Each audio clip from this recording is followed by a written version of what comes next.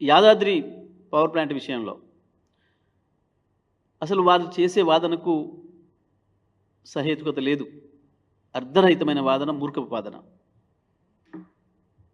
ఒక విద్యుత్ ప్లాంట్ నిర్మాణం జరగాలంటే మొట్టమొదటిగా ప్రాథమికంగా ఉండాల్సిన 4 ప్రధానమైన వనరులు. 1 భూమి, 2 నీరు, 3 రోడ్డు మార్గం, 4 రైలు మార్గం.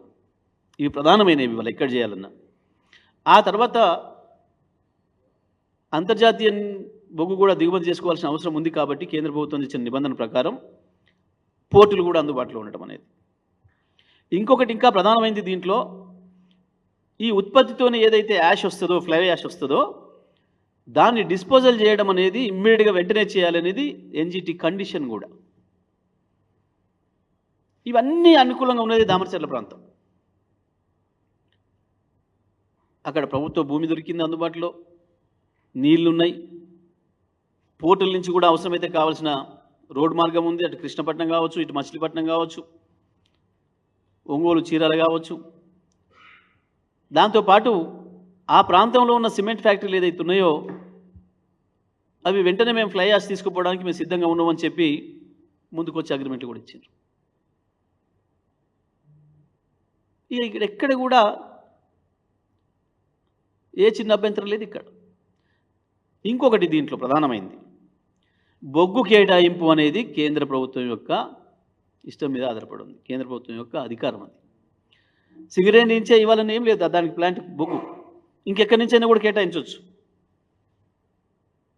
బొగ్గు ఇంకెక్కడి నుంచైనా కేటాయించవచ్చు కేంద్ర ప్రభుత్వం.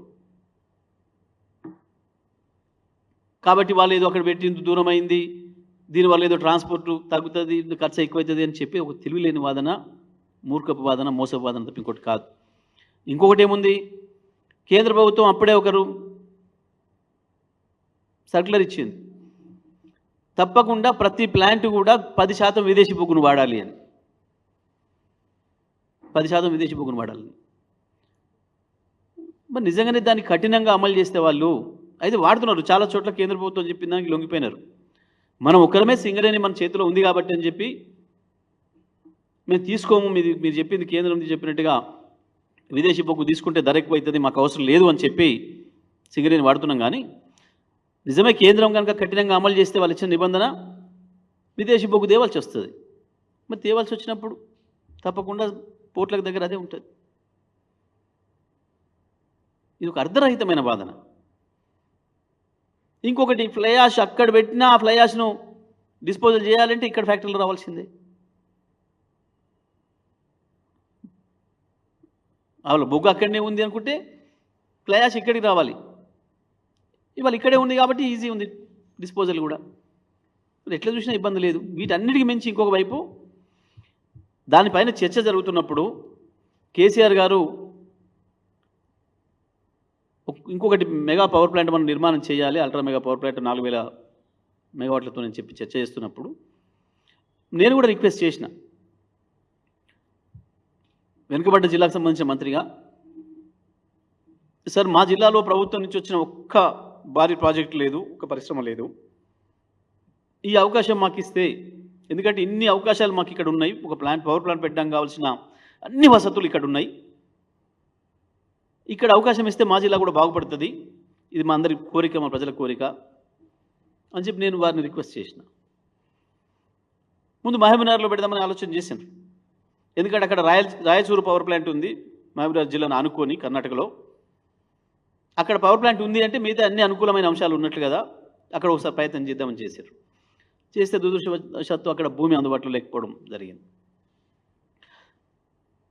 వెనుకబడ్డ ప్రాంతాల్లో కూడా అభివృద్ధిని సమానంగా తీసుకురావడం అనేది ఒక విజనరీ ప్రభుత్వంకు ఉండే లక్షణం.